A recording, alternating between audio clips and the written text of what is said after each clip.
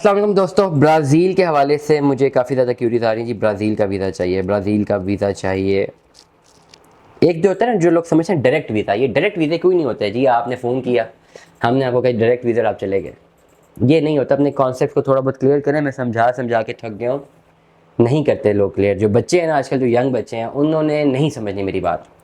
उन्होंने बस समझना है किसी तरह से मुल्क से भागना है। भाई जाए, मुल्क से बाहर जाए, बाहर सेटल्ड हो, अच्छी बात है, होना चाहिए, अच्छा फ्यूचर होना चाहिए। मेरा भी कभी दिल करता है, मैं पाकिस्तान के अलावा रह नहीं सकता, मेरा पाकिस्तान में दिल लगता है, मैं अपने लोगों के अलावा रह नहीं सकता, वरना मेरा भी कभी भी दिल करता है यार किसी बाहर के मुल्क में जाके पुरसकून ज़िंदगी गुजारूँ। लेकिन मैं पुरसकून रह नहीं सकता, मुझे हमेशा हल्ला गुल्ला पसंद है और मैं ज़्यादातर जो है अपने लोगों में रहना पसंद करता हूँ। बाहर जाके क्या करूँगा मैं? यहाँ मेरा अपना काम धंधा चल रहा है, बिज़नेस चल रहा है, मैं ब्लॉगिंग भी कर रहा हूँ, पढ़ा भी रहा हूँ, बिज़नेस भी चला रहा हूँ, अल्लाह का लाख लाख शुक्र है, पढ़ा भी मैं हूँ।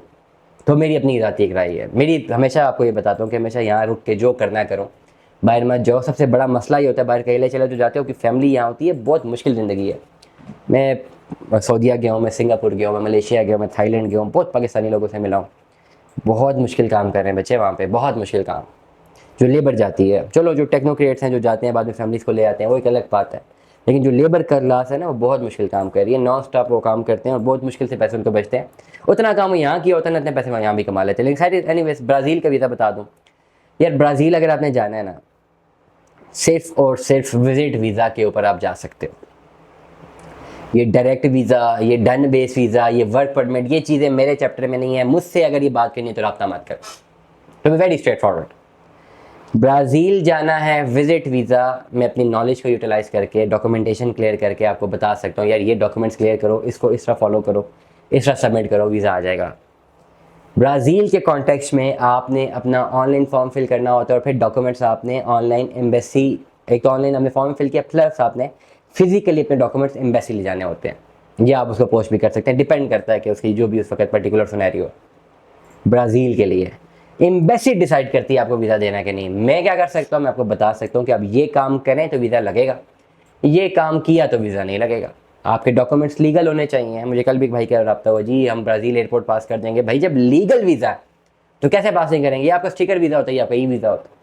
अब सिंगापुर, मलेशिया, थाईलैंड में गया हूँ, मुझे थाईलैंड का स्टिकर वीज़ा था, सिंगापुर और मलेशिया का मेरा ई वीज़ा थे। मेरे पासपोर्ट में कोई स्टिकर नहीं था, लेकिन मैं जैसे इंटरव्यू, किसी की मजाल नहीं थी मुझे रोके। क्यों रोके? उन्होंने जैसे स्कैन किया सारा, उनको पता लगा वीज़ा लगा हुआ है, डेट सेट। हाँ, मेरे पास कोई इलीगल चीज़ ना हो, मेरा सामान चेक होगा, मैं पूरा सर्च आउट होगा, मेरे सामान से कोई चीज़ निकल आए, they will arrest me at the point, अगर मैं कुछ गलत चीज़ लेके जा रहा हूँ। लेकिन आई एम एंटरिंग लीगली, किसी का बाप नहीं रोक सकता। There is a legal rules. Pakistan नहीं है, दुनिया है, लीगल है। लीगल हर चीज़ जब लीगली जा रहा है। अगर आपका वीज़ा इलीगल है, स्टिकर वीज़ा इलीगल लगा हुआ है, ई वीज़ा गलत आया हुआ है, then there is a problem. जब आपका ई वीज़ा लगता है वो क्रॉस वेरीफाई होता है, तो उसमें आपके लिए प्रॉब्लम नहीं होता। स्टिकर वीज़ा में हो सकता है कि आपके साथ फ्रॉड हो, लेकिन ये चीज़ें गलत गलत तब साबित होती है जब आपने ऑनलाइन अप्लाई ना किया हो। जब आप ब्राज़ील वीज़ा के लिए अप्लाई करते हैं तो आप ऑनलाइन उनके पोर्टल में अप्लाई करते हैं। ये पोर्टल हमने नहीं डिफाइन किया हुआ है, पोर्टल ब्राज़ील ने एम्बेसी ने डिफाइन किया हुआ है।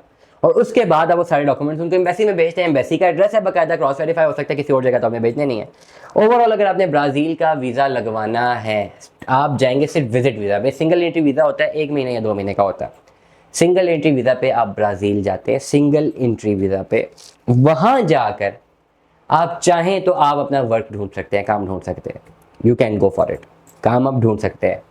और अगर आपको काम मिलता है तो फिर आप वहाँ पे स्टे करके आप वहाँ पे उसको वर्क परमिट में कन्वर्ट करवाते हैं। और जब ब्राज़ीलियन पासपोर्ट, मैंने एक वीडियो बनाई हुई है मेरे चैनल पे, देख लें, ब्राज़ीलियन पासपोर्ट के बारे से। अगर आपको ब्राज़ीलियन पासपोर्ट मिल जाए देन आपको यूरोप की नेशनलिटीज़ मिलती हैं, या उसके वीज़ा मिल जाता है। नेशनलिटी मिले ना मिले, वीज़ा ज़रूर मिलता है।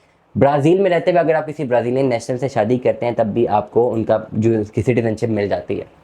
लेकिन ये चीज़ें वहाँ पे जाके अगर वहाँ पे बाकी काम करते हैं, कुछ भी करते हैं, हंट करते हैं, वो सब आपको खुद करना है। और जब आपका वीज़ा एक्सपायर होता है तो आपको लीगली वापस आना है। उससे पहले अगर आपको वर्क मिल जाता है आप उसको कन्वर्ट करवा सकते हैं, मे बी वहाँ पे स्टे करते हुए, मे बी वापस आके you can go for it. लेकिन first you have to explore. Travelling itself is an education. Pakistan से आपके पास सिर्फ एक ही चॉइस है कि आप ब्राज़ील का विजिट वीज़ा लगवाएं, उधर जाएँ। आप विजिट वीज़ा लगवाएंगे तो विजिट वीज़ा की फ़ीस देंगे, कंसल्टेंसी फ़ीस देंगे, अपने अकोमोडेशन के चार्जेस वहाँ पे आप खुद पे करेंगे, एयरबीएनबी के थ्रू। हम आपको गाइड करते रहेंगे कि चलें ये कर लें, booking.com के थ्रू आप सब कुछ घर बैठे कर सकते हैं, टिकटिंग वगैरह सब कुछ कर सकते हैं। सारी पेमेंट्स आपने अपने कार्ड से खुद पे करनी है। We will give you just consultancy. Visa card या मास्टर कार्ड आपके पास होना चाहिए, अगर नहीं है तो बैंक से 1000-1500 का बनता है, फ़ौरन बनवा लें। सारी पेमेंट्स आपने वहीं से करनी है। आपके पास होना क्या क्या चाहिए, ये चीज़ें रख लें। Passport first page and second page scan होना हुआ हुआ। CNIC वैलिड पासपोर्ट 10 साल का पहले ही बनवा लें, जिनका 5 साल का, जिनका जल्दी एक्सपायर हो रहा पहली वाला वैलिड पासपोर्ट बना लें। CNIC बोथ साइड्स आपको चाहिए। एप्लीकेंट का विजिटिंग कार्ड चाहिए, लेटर हेड चाहिए। अगर आपका कोई कारोबार है, आपका विजिटिंग कार्ड और लेटर हेड होना चाहिए। अगर आप कहीं पे नौकरी करते हैं तो वहाँ का आपके पास एक NOC होना चाहिए, क्योंकि आप विजिट वीज़ा अप्लाई कर रहे हैं।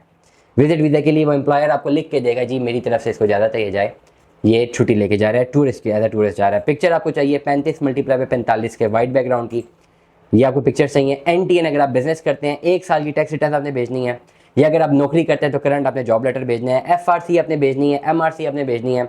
चाइल्ड का बे फॉर्म का बर्थ सर्टिफिकेट भेजना है। आपका अकाउंट मेंटेनर सर्टिफिकेट होना चाहिए, और मिनिमम आपके अकाउंट में 7 से 8 लाख या 10 लाख रुपए तक की अमाउंट पड़ी होनी चाहिए। ये सारे डॉक्यूमेंट्स अगर नहीं समझ आए रिवाइंड करें, दोबारा सुने, नहीं समझ आए फिर रिवाइंड करें, दोबारा सुने। सारी वीडियो सुन के लोग मुझे मैसेज करते हैं, जी डॉक्यूमेंट्स बता दें, बता तो दिए वीडियो में। रिवाइंड करें, सुने, लिखें, मुझे भेजें। ये डॉक्यूमेंट्स सबसे पहले आप मुझे भेजेंगे, मैं डॉक्यूमेंट्स देखते साथ ही बताऊंगा कि आप एलिजिबल है या नहीं। अगर डॉक्यूमेंट्स में कोई प्रॉब्लम होगी तो सबसे पहले मैं आपके डॉक्यूमेंट्स ठीक करवाऊंगा।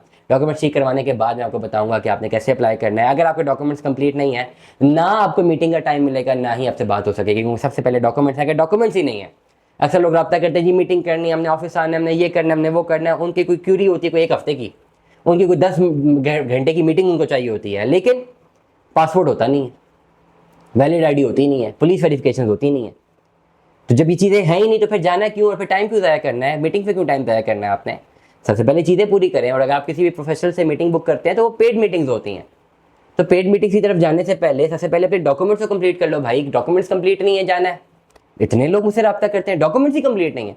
जी हो जाएंगे नहीं, डॉक्यूमेंट्स कंप्लीट करके भेजें। पहले वेरीफाई होंगे डॉक्यूमेंट्स। आप सॉफ्ट कॉपीज में भेजें, बेशक ऐसी कॉपीज में भेज दें जो कि प्रिंटेबल ना हो, जो कि मुख्तलिफ सॉफ्टवेयर हैं आप प्रिंट कर सकें। हमें आपके डॉक्यूमेंट से कोई लेना देना नहीं, हमने खाली रीड आउट करने और आपने देख के बताना है कि अगर ये डॉक्यूमेंट्स एलिजिबल हैं फॉर द वीज़ा पर्पज और नॉट। अगर एलिजिबल होंगे मैं बता दूंगा है, मैं नहीं होंगे मैं बता दूंगा ये डॉक्यूमेंट मिसिंग है। इस डॉक्यूमेंट को प्रॉपर लीगल डॉक्यूमेंट बनवाएं और फिर भेजें। दुआ में याद रखिएगा, अपना बहुत सारा ख्याल रखिएगा। Stay tune with us. अल्लाह हाफिज़।